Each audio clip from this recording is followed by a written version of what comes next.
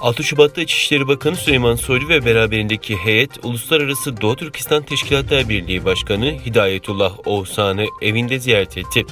Türkiye İçişleri Bakanı Sayın Süleyman Soylu ve beraberindeki Cumhurbaşkanı Başdanışmanlarından Sayın Ahmet Salim Köroğlu, Sayın Ayhan Oğan, Zeytinburnu Kaymakamı ve Zeytinburnu İlçe Emniyet Müdürü Hidayetullah Oğuzhan Başkanlığındaki Sütük Buğur-Kağan İlim ve Medeniyet Vakfı Başkanı Doktor Abdülhalik Uygur ve Doğu Türkistan Esnaf ve İş Adamları Derneği temsilcisi Adil Muhammed karşıladı.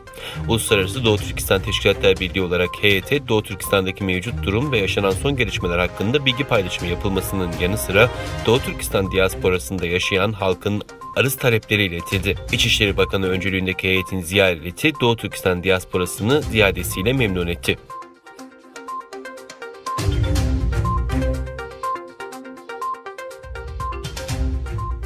Pekin hükümeti Uygur Türklerine uyguladığı soykırım ve insanlığa karşı işlediği suçlar nedeniyle uluslararası toplum tarafından güçlü eleştirilere maruz kalıyor. Buna rağmen her fırsatta propagandalarını devam ettiren Çin, bu kez Birleşmiş Milletler'in Cenevre merkezinde video konferans yoluyla kendini aklamaya çalıştığı öğrenildi.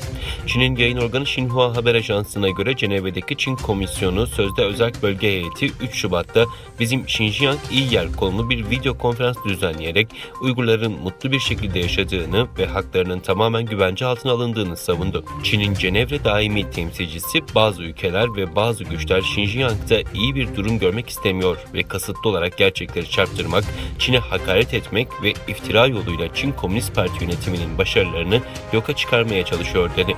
Çin'in organize ettiği video konferansa katılan ülkeler arasında Laos, Küba, Kuzey Kore, Rusya, Pakistan, İran ve Eritre gibi Asya ve Afrika ülkeleri yer alıyor.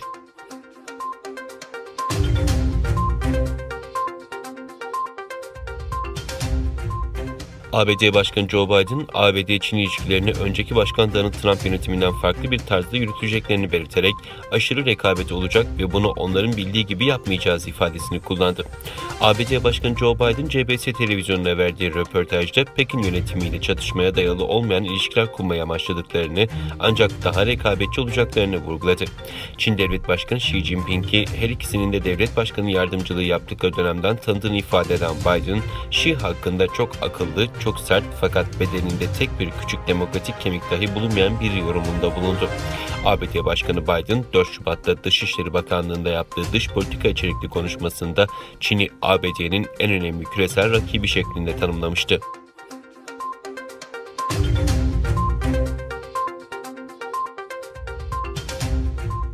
Çin doğumlu Avustralyalı bir gazeteci devlet sırlarını yurt dışına aktarma şüphesiyle Çin'de gözaltına alındı. Çin Global Televizyon Ağı için çalışan Çin doğumlu Avustralyalı gazeteci Cheng Li, ajanlık suçlamasıyla tutuklandı. Avustralya hükümeti 6 aydır gözaltında bulunan Cheng için uluslararası normlara uygun bağımsız bir soruşturma komitesi kurulması çağrısında bulunmuştu. Ancak bu talep Çin makamları tarafından gerçekleştirilmemişti. Çin ile Avustralya arasında yaşanan siyasi gerilimde ülkede bulunan son 2 Avustralya gazeteci de Ekim ayında Cheng hakkında sorgulanmıştı.